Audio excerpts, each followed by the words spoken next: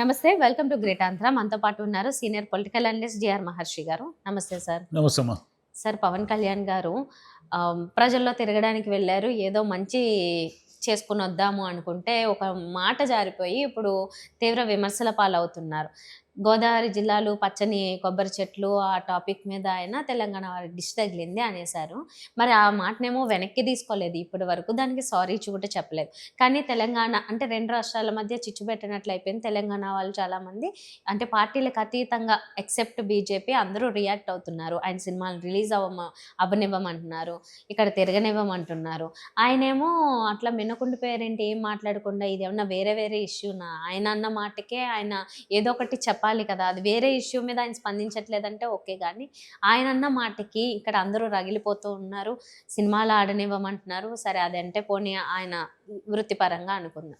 మామూలుగా అయినా మాత్రం ఒక నైతికంగా ఒక బాధ్యత వహించి ఏదో ఒకటి చేయాలి కదా. ఎందుకు అలా సైలెన్స్? పవన్ కళ్యాణ్ గారు తన అన్న మాటలకు ఖచ్చితంగా క్షమాపణ చెప్పాలి. ఎందుకంటే ఆయన ఇంత మునుపు కూడా ఏదో ఫ్లోలో ఏదేదో మాడుతూ ఉంటారు.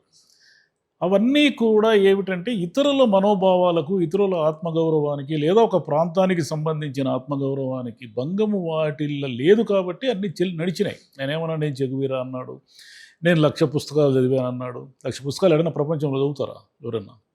ఓకే, అది ఆయన ఇష్టం. సరే, చెగువీరా నుంచి సనాతన ధర్మకు వచ్చాడు. ఓకే, అది కూడా ఆయన ఇష్టం, మనకేం అభ్యంతరం లేదు దాంట్లో. ఇంకా చాలా విషయాలు మాడుతూ ఉంటారు కదా ఆయన. నేను బందరుకు పోతే నేను బందరులో పుట్టి పెరిగానంటాడు, విజయవాడలోకి పోతే విజయవాడలో పుట్టి పెరిగానంటాడు, లేదంటే నేను రౌడీ, నేను కూడా పోలీసు కుటుంబం నుంచి వచ్చాను. ఇట్లా ఏది కాంటెక్స్ట్ ఉంటే ఆ కాంటెక్స్ట్ అనుగుణంగా మాడుతుంటాడు. అది ఏమిటంటే అదేదో ఒక వాక్చాతుర్యం అనుకుంటాడు ఆయన. అది వాక్చాతుర్యం కాదు. ఆయన మాట నోరు జారడం అనేది ఇప్పుడు అనేక సమస్యలకు దారితీసింది. ఆయన ఏమన్నాడు, కోనసీమలో కొబ్బరి తోటలు చూసి ఏదో తెలంగాణ వాళ్ళు దిష్టి పెట్టి రాష్ట్రం విడిపోయేటట్టు చేశారు అని అర్థం వచ్చేలాగా మాట్లాడినాడు. కోనసీమకి తెలంగాణకి ఏమిటి సంబంధము? వాళ్ళు ఎందుకు దిష్టి పెడతారు?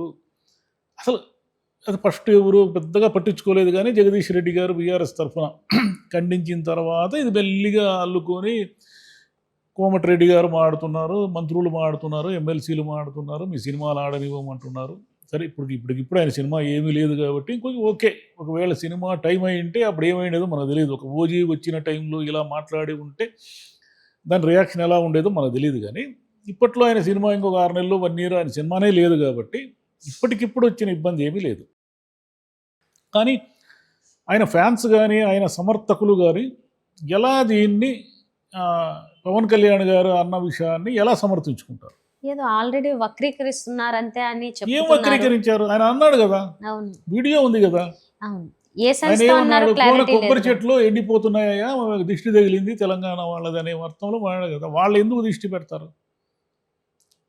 ఇలా సాంస్కృతిక ఆధిపత్యము, నోరు జారడము, సినిమాల్లో తెలంగాణ వాళ్ళకి రౌడీలకి పని వాళ్ళకి తెలంగాణ భాష పెట్టడము, ఇలా రెచ్చగొట్టి చివరికి రాష్ట్రం విడిపోయే వరకు తెచ్చారు.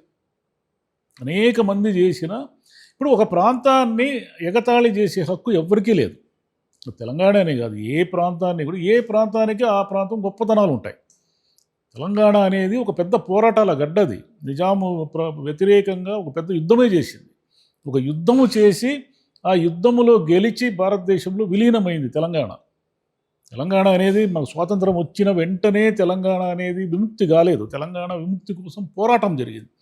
అంత పెద్ద పోరాటంలో నుంచి వాళ్ళు మళ్ళీ వచ్చి ఆంధ్రప్రదేశ్లో కలిసి మళ్ళీ మేమేమైతే డిమాండ్స్ ఉన్నాయో ఆ డిమాండ్స్ మా తెలంగాణని చిన్న చూపు చూస్తున్నారు, తెలంగాణ మీద సాంస్కృతిక ఆధిపత్యం ఎక్కువైంది, మాకంటూ సపరేట్ ఉండాలని ఒక పెద్ద పోరాటమే చేసి తెచ్చుకున్నారు.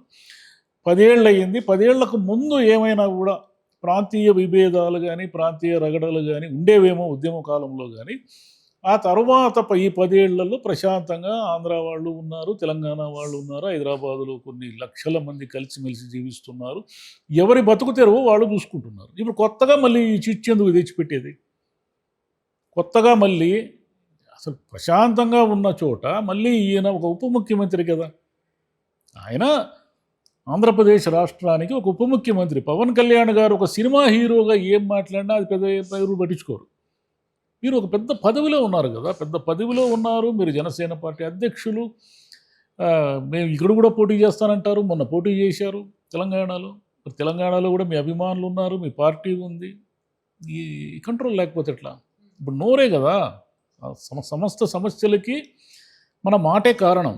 మాట తూలితే మనం ఏం చేయాలా? క్షమాపణ చెప్పుకోవాలి.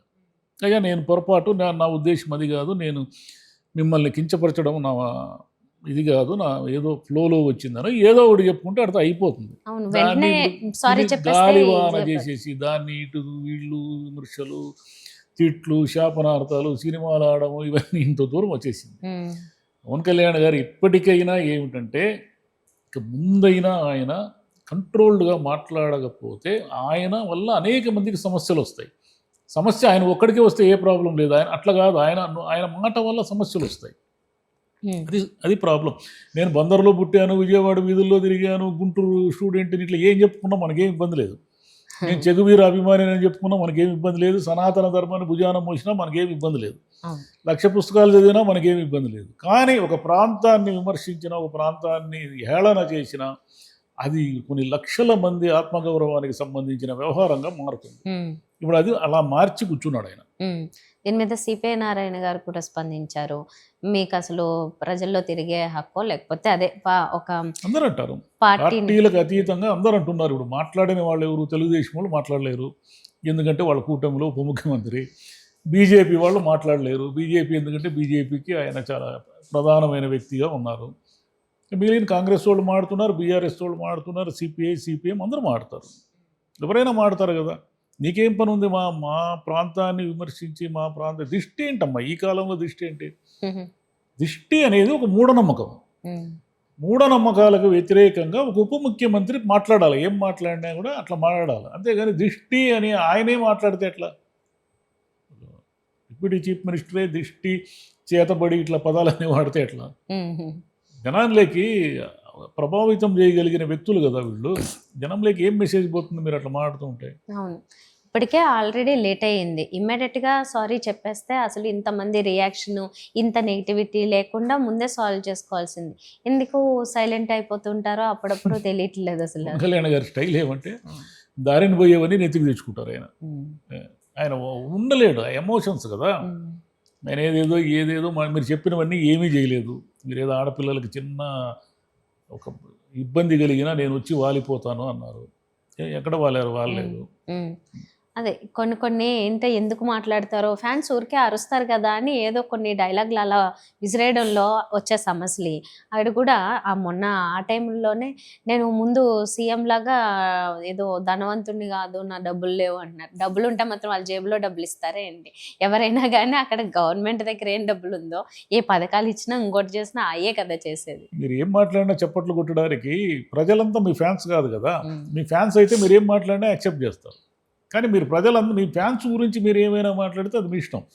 మీరు ప్రజలందరి గురించి మాట్లాడుతున్నారు, అక్కడ సమస్య. పైగా మీరు ఒక రాజ్యాంగబద్ధమైన పదవిలో ఉన్నారు. మీరు ఒక ఎమ్మెల్యే, ఒక మినిస్టరు, సరే డిప్యూటీ చీఫ్ మినిస్టర్ అయిన దానికి చట్టం అది ఏమీ లేకపోయినా డిప్యూటీ చీఫ్ మినిస్టర్ హోదా అయితే ఉంది కదా.